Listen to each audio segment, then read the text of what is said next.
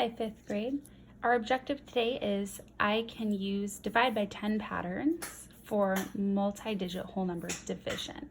So we're doing division problems today and we're looking for patterns of 10 that we can use to help us divide in a way that's a little bit more efficient. We're going to start with this application problem where we have a vegetable garden, and the area of the rectangular vegetable garden is 200 feet squared. So they give us the answer to the area problem. The width is 10 feet. What is the length of the garden? So I'm going to use the strategy of drawing a picture to help me with this problem. I know that it's a rectangular garden, so I'm going to draw a rectangle. Okay. And I don't know the length of the garden, but I do know that the width is 10 feet. And I know that the total area, this whole inside, is 200 feet squared. Hopefully from doing other area problems in the past, you also remember that area is equal to length times width. So I can fill in what I know here. I know that 200 equals 10 times something, or my width times something, but I don't know what that other something is. So I need to find out the length. I can look at this and think what times 10 gives me 200? Or I can take this entire space and I can divide it by this width and it will give me my length. So either way, we're ending up doing 200 divided by 10, and that will give us our final answer. Okay, so I have 1 0 in my answer. Cross off 1 0 here. 2 divided by 1 is 2, and there's 1 0 left. So the length is 20 feet long. We're going to go into our first problem that matches our objective now, and we're going to try a new strategy here. Instead of just saying 42 divided by 1, we're going to try using place value discs for this problem. So that might be a new strategy that you haven't seen yet. We've used place value blocks, but when we use discs, it means we're drawing circles. So we have 400s discs. So we're going to draw the 400 that's in 420 by drawing circles, and then we're going to write 100 in all of them. All right, so you always start out by showing the first number that they give you. The first number here is 420.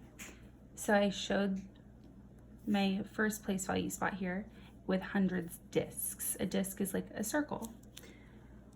Then I have 20 left over. So I can draw that using 2 more discs, but this time they're going to say 10 instead of 100 because 10 plus 10 is 20. Okay, so I have 400s, 2 10s, and now I need to divide. What is one of these hundreds discs divided by 10? So I'm going to show that I'm dividing all of these discs, every single disc. I'm going to divide this disc by 10, this disc by 10, this disc by 10, all of them by 10. So I'm starting with this one. What's 100 divided by 10? Oh, well, that's definitely an easier fact. I can do that. It's 10. And I'm going to do the next one. What's 100 divided by 10?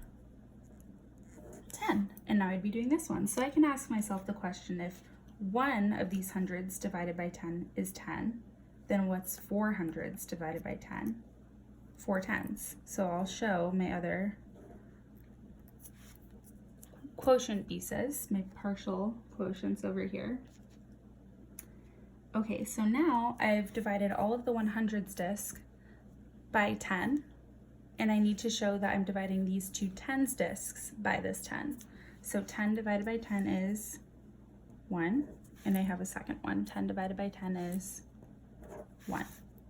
So when you're dividing with powers of 10, you'll have tens, hundreds, thousands, and ones, those kinds of numbers in your disc picture. So now this actually shows our answer on this side. So we have 10 plus 10 plus 10 plus 10, that's 40, 41, 42. So I can write out the final answer, 420 divided by 10 equals 42. Okay. You also could have used a place value chart to solve this problem. I'm just going to show you a little flash of what that might look like on this paper that I have here. So I'm going to zoom in for a second. This is how we were solving those power of 10 problems at the beginning of the school year. So you show the first number by filling it into your place value chart. 4 hundreds, 2 tens, 0 ones. So here's our 420. And we didn't have any decimals, so they put 0.0. And then we're dividing it by 10, so we're moving everything over one place value spot. See with the arrows, they're showing divided by 10. So 4 hundreds becomes 4 tenths, 2 tens becomes 2 ones, and 0 ones becomes 0 tenths. So 42 is the answer. You could also use this strategy, but since we haven't done a lot of place value discs, I wanted to show you that one first. All right, let's look at problem number 2. For problem number 2, let's see. We have 1600s divided by what? Divided by 100. I'm going to write that out in word form because I think it's going to help me understand the problem.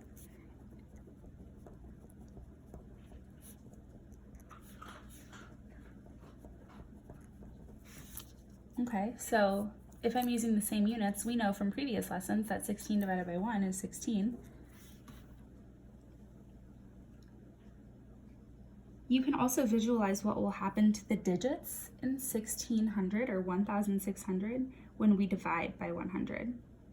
You could visualize by thinking, well, if we're dividing by 100, there's 2 zeros, so all of the digits will move 2 places to the right.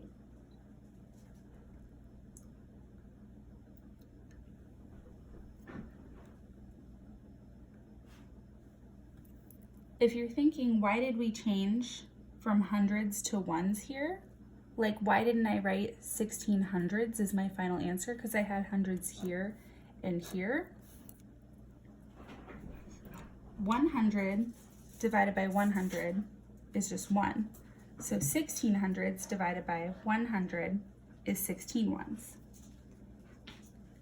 If you make as many groups of 100, so you could draw as many groups of 100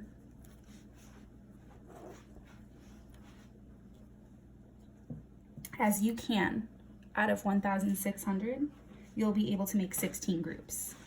So you could also think of putting 1600 into 100 equal groups, and if you do that, there'd be 16 of these. I also know that it takes 16 copies of 100 to make 16 hundreds.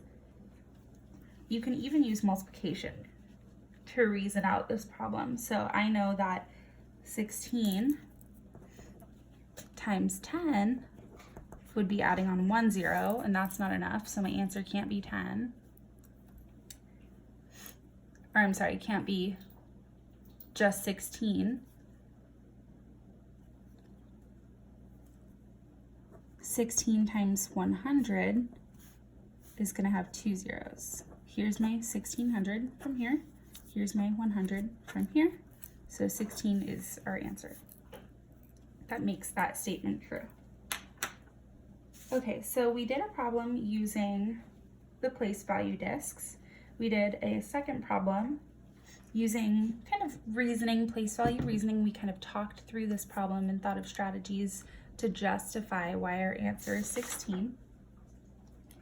And so now I'm going to teach you the final strategy of this video, and it's actually my favorite, I think, so far. So this problem is different than the other ones that we've been solving so far because we have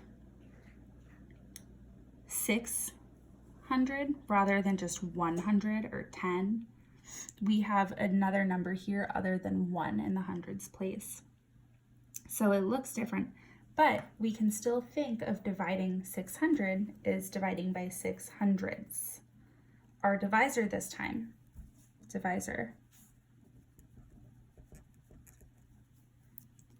is 600. Can we decompose 600 with 100 as a factor? Yeah, I know that 600 can also be written as 100 times 6. I can zoom in a little for you there. 600 is the same as 100 times 6. So we can actually rewrite this problem now as 24,000 divided by 100 divided by 6. 100 and 6 are the factors of 600.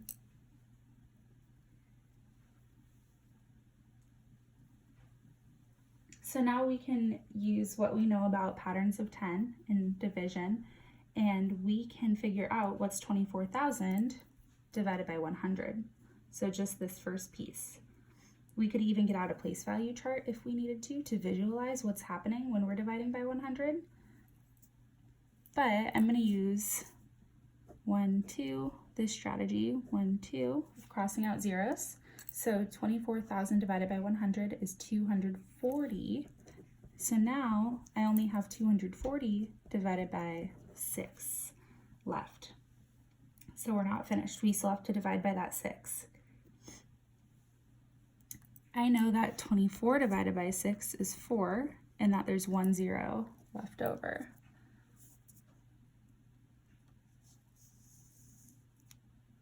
And we're going to try this with one more problem. Problem number 4, 180,000 divided by 9,000. So we need to rewrite this division problem so that the 9,000 is decomposed with 1,000 as a factor. So think about this, 180,000, those are the poodles being really bad right now.